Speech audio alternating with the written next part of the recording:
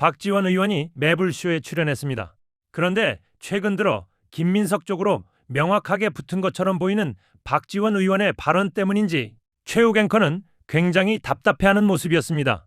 현재 민주당 의원들이 얼마나 안일해 보이는지도 직격했는데 우리들의 마음을 대변해 주는 것 같았습니다. 박지원 의원의 답변이 타당했는지 영상으로 함께 확인해 보겠습니다. 우리 의원님에게 좀 제가 따져 물어야 될 것 같습니다. 우리가 진짜 너무 어렵게 정권을 다시 잡았습니다. 네. 그리고 참 운 좋게도 가장 일 잘하는 정치인이 대통령이 됐어요. 근데 또 말하면서 자꾸 소름 돋는데 또 정말 기가 막히게도 문명의 대전환, AI 대전환 시기에 또 이재명 정권이 들어선 거예요. 네. 그리고 대한민국이 세계를 선도하는 절호의 찬스를 맞았습니다. 여기까지 이견이 없죠. 그렇죠. 맞죠? 우리는 지금 이런 얘기하기에도 시간이 부족합니다. 그리고 정말 너무나 귀중하잖아. 소중하고. 근데 민주당 지지층들은 서로 반목하고 갈등하고 서로 제거하려고 합니다. 그럼 이런 얘기는 또 다 해요. 이런 얘기를 다 하면 네가 먼저 했니? 네가 먼저 했니로 또 싸웁니다. 이거 빨리 수습하지 않으면요. 총선 압승 못합니다. 맞죠?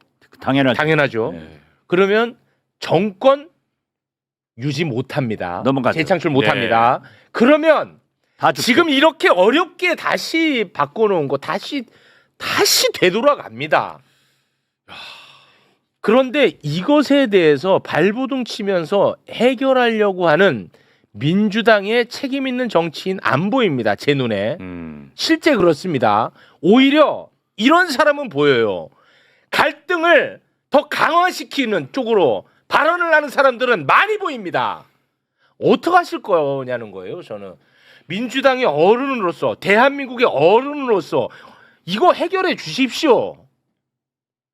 저도 일말의 책임을 있죠. 느끼고 지금 사실 노무현 대통령이 서거하셔서 장례식 치른 후에 DJ는 문재인, 이해찬, 박지원을 서교호텔 일식당으로 초청을 해서 저희들에게 말씀하십니다.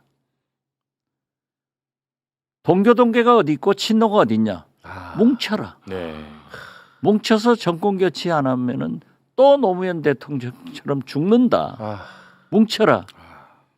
해서 거기에서 우리가 소위 제가 당대표 나오겠다고 선언했는데 이해찬 당시 의원이 내가 당대표 나올 테니까 박지원 너는 원내대표를 또 한 번 해라. 해서 우리는 이박 연합이라고 출발을 했고 언론과 국민은 이박 담합이라고 했지만은 이해찬이 승리하고 박지원이 원내대표가 다시 재선해가지고 문재인을 탄생시켰습니다. 그래서 지금 현재 이러한 일을 제가 볼 때는 이재명 대통령이 다시 일날 이재명 대통령이 문재인 대통령과 집권 1년 만에 오찬을 하십니다. 그렇습니다. 거기에서 현 전 대통령이 만나시면은 지금 이런저런 갈등이 있는 거 있잖아요. 거기에서 저는 정리가 될 것이다. 정리의 이제 첫 단추가 될 수 있겠죠. 그렇죠. 그렇게 하고 이재명 대통령은 내일 저녁은 민주당 원내대표단들과 하는 것으로 알고 있고 그 다음 날 시민단체 유력한 지도자들과 또 하신다는 말씀을 들었습니다. 그렇기 때문에 저는 이재명 대통령이 마치 DJ처럼 이대로 뒀다가는 분열하면은 또 죽는다. 그렇습니다. 그렇기 때문에 이재명 대통령이 나셔서서 수습하고 있고 그런다고 하면은 저는 정리가 잘 되리라고 봅니다. 또 저도 노력해 주셔야 돼요. 노력하겠습니다. 진짜 노력해 주셔야 됩니다. 그렇습니다. 결국 우리가 우리 편끼리 싸워가지고 내란 세력한테 집권하는 길을 아스팔트를 갈아주고 있는 거. 그거는 안 되잖아요. 안 되죠. 예. 당연 어른이시니까. 그렇습니다. 진짜 내일을 기점으로 해서 왜냐하면 이게 참 시의적절한 게 사실 이 문조 털레유라고 하면서 상대를 혐오하고 조롱합니다. 배척하고. 한강. 근데 이렇게 얘기하시면 제가 또 이렇게 하면 나도 욕 먹겠지만 방금 말씀하신 게 이렇게 얘기하면 이쪽에서도 이렇게 욕하지 않느냐. 나는 그 한강 뭐 새똥 뭐 나는 그걸 들어본 적이 없어요. 저도 그래요. 아니 근데 그거를 마치 양비론으로 이렇게 하면 해결이 안 돼. 의원님. 그러니까 해결이 안 된다니까 그렇게 하면요. 우리 민주당의 네. 김기표 의원이 페이스북에 썼더라고요. 나는 문조도 아니고 한강도 아니다. 네. 누가 이 짓 하느냐. 그렇습니다. 그래서 대개의 우리 민주당 의원들이 오늘 또 저랑 9명이 모여서 점심을 먹었어요. 의원들. 아유, 정말 고맙습니다. 다 걱정하고 있어요. 네. 아유 고맙습니다. 그렇기 때문에 저는 역시 이재명 대통령님과 문재인 전 대통령님의 내일의 오찬이 네. 계기가 돼서 예. 잘 평정되기를 바랍니다. 그럼 다행인데. 나는 그 딱 보도 떴을 때 너무 기분이 좋은 거예요. 그렇죠. 이런 간절함을 우리 민주당 의원님들이 꼭 알아주셨으면 좋겠어. 이 간절함. 알고 이재명 정부가 반드시 성공해야 된다는 아니 이 간절함. 그렇죠. 제가 자꾸 얘기하는 거예요. 1년간 저렇게 잘한 대통령이 그렇습니다. 지금부터 향후 2년간은 선거가 없기 때문에 네. 이재명 대통령이 일할 수 있는 골든 타임이에요. 예. 맞습니다. 이때 서민 경제, 그렇습니다. 농어민 문제를 해결하고 네. 내란 청산, 하고 3대 개혁을 완수해야지 지역 균형 발전하고 이번 실기를 하면 죽는다. 그렇습니다. 그런다 거기다가 이재명 대통령께서 누가 진짜 경천 동지할 지역 균형 발전을 위해서 이렇게 큰 그렇습니다. 투자 계획을 발표할 예. 수 있겠어요. 당군 일의 최대입니다. 최대죠. 예, 근데 보세요. 당군 일의 최대죠. 이거 이따가 또 청와대 대변인과 함께 이야기를 나누겠습니다만 보십시오. 그런 거를 이야기해야 되는데 그런 거 얘기하면 댓글에 뭐 문조 털레요 어디 뭐 난립니다. 대한민국 언론은요 민주당 지지층들끼리 갈등하는 것만 다뤄요. 아 그렇죠. 네. 그러니까 이 성과들이 다 덮입니다. 그리고 민주당 내에서 다들 친명을 자처합니다. 그런데 그 많은 의원 중에 이재명 정부의 부동산 정책에 대해서 도와주고 힘 실어주는 사람 저는 잘 안 보이더라고요. 그런 사람이 있습니까? 안 보여. 나는 안 보여. 근데 갈등을 부추기는 발언에는 하나씩 얹어. 그리고 대부분은 침묵하고 비겁하고 이 간절함을 좀 알아주십시오. 진짜 부탁 좀 드리겠습니다. 아니 우리 국민들이 걱정하는 것 잘 알고 있고요. 네. 그래서 우리 의원들도 그러한 문제에 대해서 335 얘기를 하고 있기 때문에 저는 잘 해결된다. 그리고요.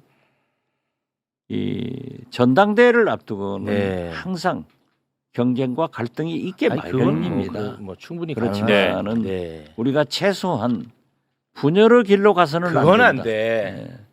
모욕 주고 그건 안 돼. 그렇죠. 멸칭 이런 얘기 멸칭 안 돼. 안 되죠.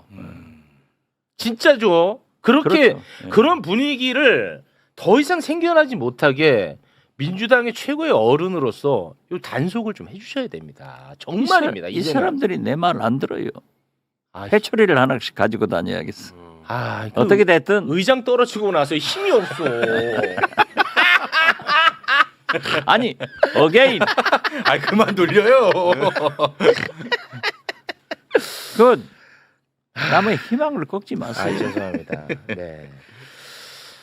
이제 그 민주당에서도 잘하기 경쟁으로 해야죠. 이제 전당대회도. 그렇죠. 그렇지 않습니까? 미래로 가는 예. 미래로 가야 되는데 예. 지금 나오는 얘기는 내가 특정하진 않을게요. 왜냐하면 그게 또 이제 갈등에 또 내가 불씨가 또 되죠. 불씨가 예. 될 수 있으니까 하지 않을게요. 누가 적통이냐 막 그걸 따지고 있어. 너 장례식장 갔냐 안 갔냐 아. 따지고 있어. 어이구 봤더니 갔대. 아이고 그럼 내가 미안해. 얼마나 유치하고 얼마나 한가합니까? 이런 간절함이 안 보입니까? 저는 진짜 너무 화가 나요. 이거 어떻게 해야 될지 모르겠어요. 화가 나서. 그렇지만은 저는 결국 바로 잡아. 이재명 대통령이 미래를 가고 있잖아요. 맞습니다. 제시하잖아요. 맞습니다. 자, 어제같이 그러한 개천 이래 최고의 아, 3대 프로젝트 난리 났어요. 최고죠, 딱 최고. 하더라도 갈등이 있잖아요. 네. 아니 왜 호남만 가냐? 거기는 물도 없다, 사람도 없다. 네. 이런 얘기가 나오는가 하면은 전체적으로 볼 때 4,750억 50조가 조입니다. 조. 나는 4,750억도 모르겠어요. 조입니다. 조. 4,750조가 투자되고 조예요, 조. 그 중에서 800조가 광주 전남인데 네. 계속 투자가 되고 있는 것을 했단 말이에요. 네. 그렇다면 지금 투자되고 있는 것을 더 플러스해서 한다는 건데 그 투자를 받을 때 광주 전남은 아무것도 없으니까 좀 가져가라 한 적이 없어요. 네. 그런데 균형 발전 차원에서 이렇게 하는데 균형 발전 플러스 그 최적지랍니다, 거기가. 거기가 예, 최적지죠. 최적지라더라고요. 그리고 특히 우리 해남 솔라시도가 또 최적이에요. 와, 해안광. 와, 솔라시도 해남. 그 중에서도 최적지예요. 와. 이 솔라시도 거기는요 김영삼 대통령 때 화원 그쪽이 화원이거든요. 해남군 아, 네. 화원면 화원 관광단지를 지정을 했어요. 경주 보문 관광단지, 네. 제주 중문 관광단지 네. 세 개를 지정해 놓고 제주와 경주는 개발하고 아. 화원은 지금까지 비어 있어요. 아, 그렇게 됐어요. 그 일부를 솔라시도로 개발했는데 네. 650만 평이 허하고 서 있어요 지금. 아, 그래요. 네. 아. 그렇기 때문에 최적지네. 거기가 최적지고 최적지야. 뭐 알리백산단이나 여러 가지 것이 들어올 거예요. 최적지야. 그런데 이걸 또 정치적 갈등으로 하지만은 어제 보십시오. 이재명 대통령 이제 오늘 밥 먹으면서 우리 큰일 그 얘기했어요. 야 이제 선거구에 가서 유권자 만나면 어떻게 90도로 다 절을 해야 되냐. 아, 어제 기업인들한테 90도 아. 인사했잖아. 대통령께서 국가 영웅, 아. 국민 영웅이라고 하면서 맞아요. 이재용 삼성 회장한테 90도. 진심으로 90도, SK 최태원. 최태원. 최태원 회장한테 90도. 네. 아. 이건 대통령의 눈물이에요. 맞아. 아, 정말. 왜? 균형 발전을 해서 우리도 잘 살아보자. 아. 그리고 젠슨 황 얼마나 멋있어요. 마음대로 하고 다니는데 그 HBM 같은 것이요. 80%가 영업이익이래요. 와. 매출에. 저 얼마나 난리 났습니까? 그렇죠. 10,000원짜리 팔면은 8,000원이 이익이면은 와. 그냥 우리가 그건- 곰탕 한 그릇에 요즘 15,000원 아니에요? 네. 식당에서 15,000원 곰탕 하나 팔면은 7,000 아니 7, 8원 56. 네. 그 계산하는데 힘들어 하시네요. 계산이 잘 네. 어하냐. 80%가 한다 가면은 14,000원이 이익 아니에요. 그런다 하면은 어떻게 돈을 버냔 말이에요. 그러니까 그 돈을 어디에서 투자할 거냐? 그랬더니 내년까지 1,500조가 흑자가 난다는 거예요. 와. 그리고 정부는 모든 어디든지 인프라 혜택을 다 주는 거예요. 근데 이번에 적극적으로 협조하겠다고 적극적으로 네, 약속을 협조하고 했습니다. 그러면 청와대 국회는 특별위원회를 해서 의원 네. 대통령이 직접 하시겠다. 네. 이건 우리 국민이면 다 박수치고 다 존경해야 돼요. 당연합니다. 그걸로 도배가 돼요. 그것도. 그렇습니다. 아, 그렇죠. 근데 지금도 봐봐 댓글에 딱 지금 그 반목하는 그 얘기밖에 안 올라온다는 아, 거예요. 그렇죠. 이거 빨리 수습해야 됩니다. 이거 진짜. 아니 거기에 그래도 보수로서 건전한 보수라고 늘 평가를 받는 유승민도 왜 광주 전남이냐. 바로 반기 들어버리잖아. 이준석 바로 반기 들잖아. 안철수 안철수 자기가 뭘 했어? 뭐 했어? 아니 그런데 그거 부안해동할 필요 없어요. 예, 그건 맞습니다. 지금 우리 민주당도 싸우고 극렬 지지자들의 패싸움 하지만은 그거 잘하겠습니다 네. 하고 설득해서 같이 가야 돼요. 그렇습니다. 아, 이런 게 중요한 얘기인데 그렇습니다. 사실. 그 얘기는 저희가 또 잠시 후에 예. 예, 또 수석 대변인 함께 하니까요. 네. 그건 저희한테 부동산만 하더라도요. 네, 부동산. 부동산. 민주당 왜 그거 아니요. 뒷받침 안 해줍니까? 오늘 또 그 얘기를 했는데요. 부동산. 역대 정권에 부동산 정책이 성공한 적 없어요. 맞습니다. 역대 국토교통부 장관이 부동산 정책에 성공한 적이 없어요. 맞습니다. 그렇기 때문에 백가쟁명이고 네. 우리 마인드가 동양 사람들은 꼭 집을 소유하려고 그래요. 네. 땅을 소유하려고 그래요. 네. 미국서도 살아보면은 우리 한국 사람, 중국 사람은 꼭 집을 사요. 그렇기 때문에 이걸 소위 전세 문화나 월세 문화로 미국처럼 바꾸면 좋은데 네. 이 과정에서 나오는 거고 사실 제 딸이 실리콘밸리에 사는데 네. 부동산세가 엄청나게 비싸요. 보유세가요? 보유세가. 아.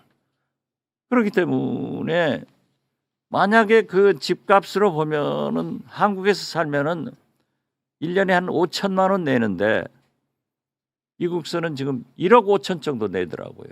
네. 비싸요. 그렇기 때문에 그런 얘기를 하면은 선진국보다 OECD 회국보다 우리가 비쌀 이유가 없다 하지만은 사실 복지는요 미국보다 우리가 훨씬 잘 되고 있어요. 네. 알겠습니다. 세금은 싸요. 네. 불아파. 세금이 얼마나 비싸요. 비싸죠. 예. 네. 그러니까 복지가 잘 되는 거예요. 맞습니다. 예. 그러니까 우리는 세금은 미국보다 덜 내야 되고 복지는 더 좋아요. 불아파처럼 가야 되고 네. 이런 참 것들이 어려운 갈등이 일이야. 있는 거예요. 예. 맞습니다.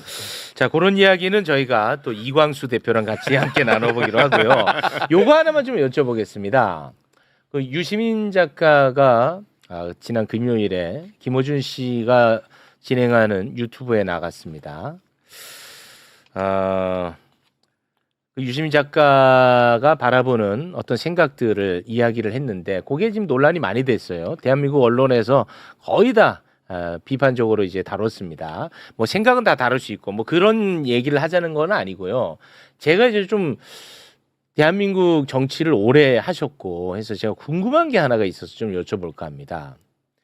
누구는 그 방송을 보면서 이재명 정부 잘 되라고 하는 충언이었다라고 평가를 하기도 하고요. 네. 누구는 이게 무슨 충언이냐? 이거는 이재명 정부를 흔드는 거다. 이건 반기를 든 거다라고 비판을 하고 있습니다. 제가 궁금한 것, 충언과 반기를 가르는 그 기준이 무엇이냐? 저는 이게 좀 궁금하긴 하더라고요. 왜냐하면 대표적으로 제가 딱 떠오르는 게 한 두 가지 사건이 있는데 하나는 문재인 정부 시절에 윤석열을 검찰총장에 앉힐 때 뉴스타파가 이 사람은 검찰총장에 올라가면 안 되는 사람이다 검증 보도를 합니다. 그때 소위 친문 지지자분들이 뉴스타파를 박살을 냈습니다. 이거 지금 정권 흔든다고 아주 나쁜 예. 거라고 박살을 냈습니다. 또 하나는 노무현 정부 시절에 한미 FTA를 하는데 민주당 의원들이 노무현 대통령을 박살을 냈었습니다. 근데 결과적으로는 문재인 정부 때 윤석열 검찰총장 안 앉히는 게 더 나았고 노무현 정부에는 FTA를 하는 게 나았단 말이야. 네. 이게 굉장히 정반대되는 예시가 이제 떠올랐습니다. 어디가 그러니까 이 충언과 반기 이 구별법 그거 좀 설명 부탁드립니다. 참 지극히 어려운데요. 어려워요.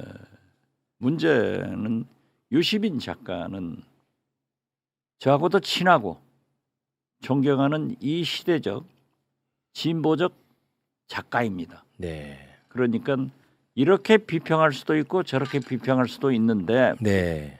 그 충고를 자기 견해에서 해석하면 되는 거예요. 네. 이재명 대통령 소위 친명들은 우리한테 잘 되라고 얘기를 하시는구나 하고 또 아닌 사람들은 그 반대로 생각할 수 있겠죠. 그렇지만은 우선 지금은 저는 유시민 작가가 과유불급했다. 결국 유시민 작가도 이재명 대통령 진보 정권이 성공해서 정권 재창출로 가야 네. 옳다. 네. 그런데 지금처럼 하면 안 된다는 것을 네. 지적한 것 같아요. 네. 예, 그래서 저는 어떠한 경우에도 그렇게 감정을 표출해서 싸우면 우리가 싸우면 결국 내란 세력이 집권한다. 맞습니다. 예. 그래서 지금 제일 재미 보고 있는 게 오세훈, 한동훈 아니에요. 안철수까지. 그래서 우리가 싸워서 내란 세력 행복하게 만들지 말자. 네. 어떤 경우에도 정권을 넘기면 우리 다 죽는다. 그렇습니다. 라고 해서 저는 유시민 작가도 좀 자숙을 해주기 바라고. 자수까지 자중 아닐까요? 자중. 뭐 자중, 자중. 자숙. 자수까지예요? 예. 무슨 범죄를 저지른 것도 아닌데 아니. 뭐 자수까지 합니까? 그런 거 좀 자중 정도로. 조심해주고 네, 자중. 우리가 받아들이는 사람들도 너무 과민 반응하지 말자. 네, 네. 모든 것은 양쪽 다 과유불급하지 말자. 네. 이렇게 말씀드립니다. 예, 네. 예, 알겠습니다. 자, 저희는 또 다음 출연자가 기다리고 있어서 이쯤에서 좀 마무리를 지어야 부동산 정책은 나랑 같이 하자고 그래요. 부동산 정책 아, 이야기할 다음에. 때 모실까요? 아니 모르니까 갈게요.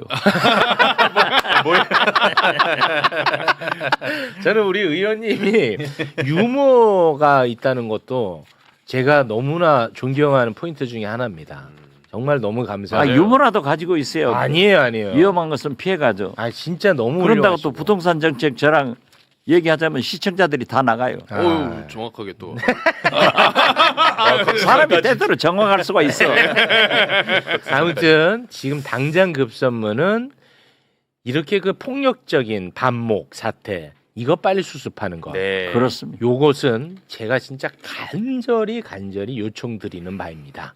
아시겠죠? 거듭 말씀드리지만 우리 민주당 세력은 일 잘하는 이재명 대통령 중심으로 뭉쳐서 네. 더 잘하자 이거예요. 더 잘하자는 거죠. 그래야죠. 그래서 싸워서 예. 우리가 싸워서 내란 세력들한테 갖다 바치는 이런 누를 범하지 말자 그렇습니다. 하기 때문에 잘 될 겁니다. 그렇습니다. 예. 그 역사의 죄인이 되는 일입니다. 그렇죠. 네. 하겠습니다. 자, 그리고 자, 우리는 지난주 금요일 밤으로 가겠습니다. 네, 지난주 금요일 밤 10시인데요. 다스베이다 통해서 유시민 작가의 유시민 작가 편이 공개가 됐어요. 보셨어요? 보긴 봤습니다. 어떻게 봤어요? 사실 저는 오늘 그 이렇게 질문지 보면서 네. 오늘 내가 가서 무슨 얘기를 할 수 있을까? 사실 저는 뭐 제가 정치에 그렇게 크게 관심 있는 사람도 아니고 아는 것도 별로 없어서 그래서 지금 뭐 할 말을 이제 정리는 안 해가지고 왔는데 그냥 언뜻 방송을 보면서 제가 이제 느꼈었던 거는 유시민 작가님 말씀하시는 게 틀린 말씀이 하나도 없어요. 저는 그렇게 느꼈어요. 그런데 틀린 말이 하나도 없다는 것과 틀린 말이 하나도 없는데 거부감을 느끼는 사람들은 꽤 되겠다라는 느낌 있잖아요. 그건 좀 다른 영역이잖아요. 그래서 다 이해하고 왜 저런 말씀하시는지 다 이해가 되고 저도 뭐 거의 대부분 다 저는 다 공감이 되는데 어쨌든 좀 시끄럽겠다. 아니나 다를까 뭐 지금 며칠 됐는데도 불구하고 계속 시끄럽네요. 네, 그러니까요. 예. 자, 저희 프로그램을 통해서 우리 조수진 변호사님께서 예고편을 띄워주셨어요. 네. 네. 그렇죠. 그래서 조회수가 많이 나왔습니다. 아, 예. 저도 그러려고 발언한 건 아닌데 네. 그 뒤에 또 그 유시민 작가가 어떤 발언을 할까에 대해서 이제 미리 예측해서 논평하는 프로그램도 여러 개가 있었더라고요. 근데 이제 저는 그 유시민 작가가 금요일에 30분 스피치 한 것을 주말 내내부터 월요일 오늘 화요일인데 오늘까지 화제가 되고 있잖아요. 그래서 근데 아직 그 30분 스피치를 뛰어넘는 그런 논평이나 어떠한 반박하는 어떤 제대로 된 반론이 나온 거는 저는 못 본 것 같아요. 그래서 그 판단력이나 영향력이 대단하다. 첫 번째는 그거고 두 번째는 그만큼 핵심적인 내용이라는 거겠죠. 모두가 공감 비판하려고 공감하든 아니면은 거기에 동의해서 공감하든 모두가 지금 공감하는 지점을 정확하게 작가의 언어로 비유를 통해서 풀어냈다라는 생각이 들었고 개인적으로는 사실은 좀 마음이 아팠어요. 그러니까 유시민 작가님 제가 그 대선 끝나고 그 알릴레오 북스 찍으려고 뵀을 때 뵀던 그 표정이 참 잊혀지지가 않는데 뭔가 좀 나 이제 졸업이야 홀가분해 논평의 이 세계에서 이제 이재명 대통령께서 대통령 되시는 것도 보고 뭐 그때 우리가 알릴레오도 여러 번 모시고 어떤 발전하는 정치인이라고 네. 이렇게 이 프레임도 짜주시고 계속해서 이재명 대통령이 이해찬 총리님도 굉장히 좋아하시고 이제 이어나갈 정치인이다라고 굉장히 말씀을 해주셨잖아요. 그래서 최선을 다해서 이재명 대통령 만들기를 하고 저는 이제 그때 그 홀가분하셨던 표정을 좀 잊지를 못하는데 그 다스베이다에서 보는 금요일 때의 그 표정은 굉장히 이제 날이 서 있고 결연하고 다시 한번 이 갑옷을 입고 전장을 꾸린 것 같은 그런 느낌을 받아가지고 저는 개인적으로는 좀 마음이 아팠어요. 이제 낚시하고 좀 이제 쉬시려고 쉬셔야 되는 분인데 사실 이런 얘기는 정치권에서 민주당 의원들이 하거나 청와대에서 청와대 참모들이 하거나 해서 정치를 직업으로 하는 분들 사이에서 논쟁이 돼가지고 충분히 지금 쟁점이 돼서 토론을 해야 되는 부분인데 왠지 모르게 아무도 말을 안 하니까 유시민 작가가 또 나서는구나 해서 저는 좀 마음이 아픈 점이 있었습니다. 그러니까 여행이나 낚시 이런 걸로 노후를 즐기셔야 되는 분이 또 나와서 갑옷 입고 전장 꾸려서 전투에 나서는 느낌이어서 좀 후배로서 안쓰럽다 이런 말씀 주신 거죠. 많은 언론들 레거시 미디어들은 이제 증축 재건축론이라는 이제 걸로 딱 압축해서 설명을 합니다. 이른바 이제 대통령의 외연 확장론을 증축이냐 재건축이냐 이제 원래 전통 지지층들 코어 지지층들은 2층에 3층 올리는 증축이라고 생각했는데 그게 아니라 있던 거 다 때려부시고 새로 만드는 재건축을 하는 것 같더라. 이제 이렇게 말씀하셔서 관련해서 어제 SBS 라디오에 출연한 홍익표 수석은 재개발도 있을 수 있는 거다. 그리고 그 선택을 어떻게 할지는 국민이 결정하는 거다. 그리고 최근에 있는 그 여론조사 지지율 하락세 이것은 지방선거와 당내 갈등이 작용한 결과다. 이렇게 그 판단을 했습니다. 그리고 또 이제 일부 언론에서는 코어가 아니라 중도가 빠지고 있다. 또 이런 분석도 했고 코어나 중도가 다 빠지고 있다. 그리고 이제 이것은 다시 또 올라갈 수 있다 이렇게 기대하는 분들도 계시고 또 경우에 따라서는 계속 빠질 수도 있다 이렇게 우려하는 시각도 있습니다. 자 기자님 설명 좀 해주세요. 제가 정치를 잘 모른다는 걸 전제로 제가 제 의견을 좀 말씀을 드리겠습니다. 좀 전에 조 변호사님께서 유시민 전 장관님의 표정을 말씀하셨는데 저도 유시민 장관의 표정을 하나 말씀을 드리고 싶은 게 그걸로 얘기를 좀 시작했으면 좋겠는데 2009년 5월 23일 날 노무현 대통령이 서거했을 때 제가 봉화마을을 갔는데요. 제가 오후 1~2시경에 도착했던 것 같아요. 제가 꽤 일찍 도착을 했습니다. 전 너무 당황스러워서 제가 서거 소식을 아침 9시 몇 분, 10시 몇 분 이렇게 딱 그 소식을 듣고 나자마자 바로 차를 몰고 이제 출발했는데 제가 먼저 도착했는지 유시민 전 장관께서 먼저 도착했는지 모르겠지만 제가 거기서 유시민 장관을 봤어요. 저는 살면서 사람의 눈빛이 저렇게 무서울 수가 있을까 하는 장면을 봤습니다. 제가 노무현 대통령 돌아가셨을 때 기억나는 사람이 2명이 있습니다. 한 분이 유시민 작가님이시고 또 한 분이 강금원 그 유시민 노무현 대통령의 그 경제적 후원자로 알려지셨던 강금원 씨입니다. 그 두 분이 특히나 강금원 씨는 이제 뇌수술을 받고 머리에 붕대를 감고 거기 오셔서 잠도 안 자고 밥도 안 먹고 거기서 몇날 며칠 우는 모습을 제가 이제 봤고요. 제가 이 말씀 왜 드리냐면 민주당을 지켜온 분들은 사실 어떻게 보면 이제 우여곡절은 항상 많죠 정치가. 근데 끝끝내 민주당을 지켜온 분들은 이런 분들이었습니다. 제가 20여 년 기자 생활하면서 보면 어쨌든 민주주의가 위기에 빠졌을 때 마지막까지 그 자리 지켰었던 분들은 이런 분들이었어요. 그때마다 이제 들고 나는 분들은 항상 있었고 언제나 특히나 이제 위기가 있을 때 지키는 분들은 이런 분들이었는데 저는 어쨌든 뭐 그 민주적인 노선을 걷고 대한민국의 민주화의 보탬이 되는 그런 정치를 하고자 하는 세력들을 지키는 사람도 무조건 필요하다고 봅니다. 그런데 다만 지키는 방식이 덮어놓고 그 사람이 하는 일에 대해서 무조건 다 옹호해 주는 것이냐? 네. 저는 그건 아니라고 봐요. 필요하면 쓴소리도 하고, 필요하면 뭐 질타도 하고, 때로는 싸우기도 하고, 뭐 진짜 위기에 빠졌을 때는 그 덮어놓고 도와주기도 하고, 그런 것들이 이제 모이고 모여서 단단한 돌처럼 그 세력을 만들고, 그게 이제 대한민국의 민주주의를 밀고 나가는 이제 하나의 이제 지렛대가 된다고 저는 이제 생각을 하는데, 그런 측면에서 보면 저는 유시민 작가님께서 이재명 정부가 하는 일에 대해서 부분적으로 비판을 하고 잘못된 길이라는 것에 대해서 지적을 하시는 이런 것들 저는 굉장히 건강해 보이거든요.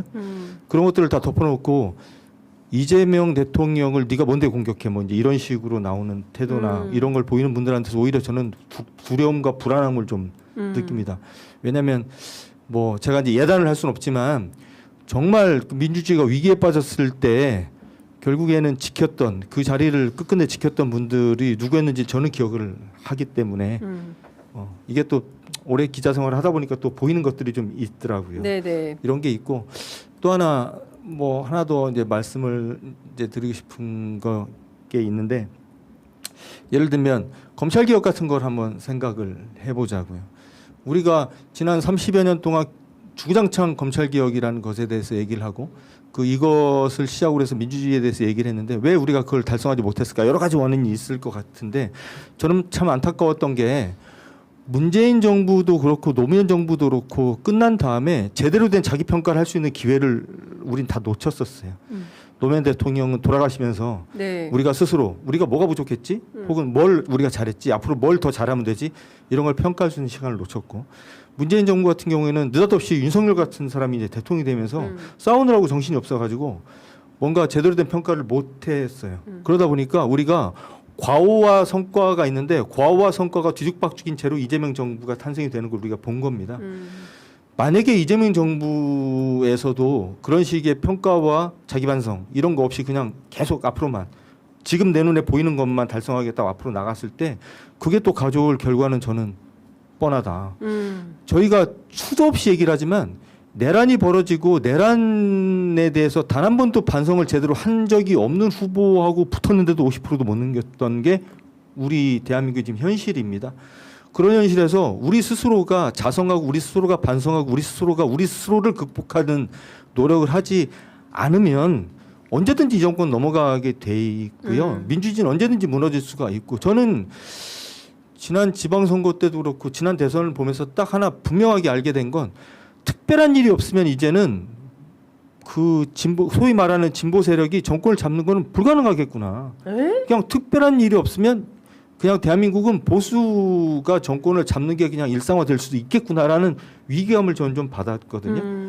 우리가 정말 특단의 노력을 하지 않으면 그렇게 되겠구나. 근데 이 특단의 노력이라는 게 우리가 만든 대통령을 무조건적으로 그냥 옹호하고 지키고 이건 아닐 거란 말이에요. 네. 저는 그래서 그런 측면에서 제가 아까도 이제 서두에 유시민 작가님께서 이재명 정부에 대해서 이재명 대통령에 대해서 본인이 볼 때 잘못 가고 있는 거, 본인이 볼 때 잘못이라고 생각하는 것에 대해서 굉장히 거친 언어를 쓰시잖아요. 근데 저는 저런 어른이 전 지금도 여전히 필요하다. 그리고 저런 거를 왜 네가 날 공격해? 이렇게 볼 게 아니라 저 사람이 저분이 정치 하루 이틀 하시는 분도 아니고 거의 한 30년 이제 정치를 하셨던 분인데 저런 분이 하시는 말씀을 뭐 노욕이라거나 본인이 갖고 있는 기득권을 뺏길 상황이 되니까 본인의 기득권을 지키기 위해서 이런 식으로 얘기하는 건 너무나 그 천박한 평가인 것 같고 그렇게 보지 말고 저분이 살았던 궤적을 보면 저는 저분이 지난 금요일날 하셨던 말씀 저는 한마디 한마디 전 다 곱씹어 봐야 된다고 생각을 합니다. 그 과정에서 우리가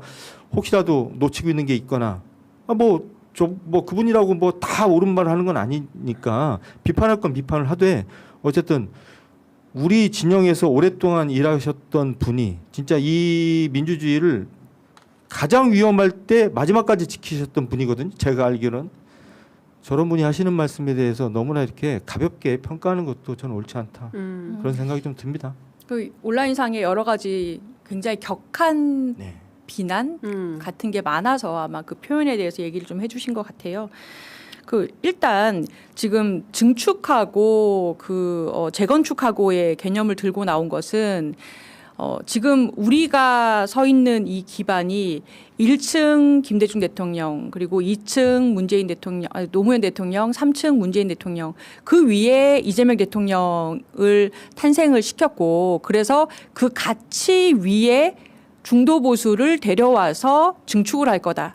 이렇게 생각을 다들 하고 있었는데, 그런데 이게 아니라 3층, 2층을 갑자기 부수더라. 그래서 모두 다 이게 뭐지? 라고 생각하는 상황을 증축이라든지 재건축으로 빗대서 비유해서 얘기를 한 것 같아요. 그래서 이게 뭐지라는 상황을 건물 짓는 거에 비유해서 굉장히 쉽게 이해를 시켰다. 그래서 요 단어 자체를 가지고서 무슨 소유권 논쟁으로 뭐 어떻게 확전시켰다든가 이런 거는 조금 지나치게 보신 것 같고, 비유는 비유로 보시면 돼요. 근데 이렇게 느낀 원인에 대해서 4가지 지점을 짚었잖아요. 그러니까 하나는 검찰개혁 지연 사태. 네. 그래서 작년 가을부터 좀 이상하다. 정부에서 가져가겠다 했을 때부터 이게 뭐지라고 생각했다. 라는 거고, 두 번째로 문재인 대통령 비하 조롱하는 그 흐름들 일배식으로 얘기하는 것도 이거 지금 엄청나거든요. 문조 털레유. 예, 문조 털레유라고 아까 해서 댓글에 보니까 문조 털레유 욱 장윤선 이렇게 써있는데 이제 들어가신 거예요.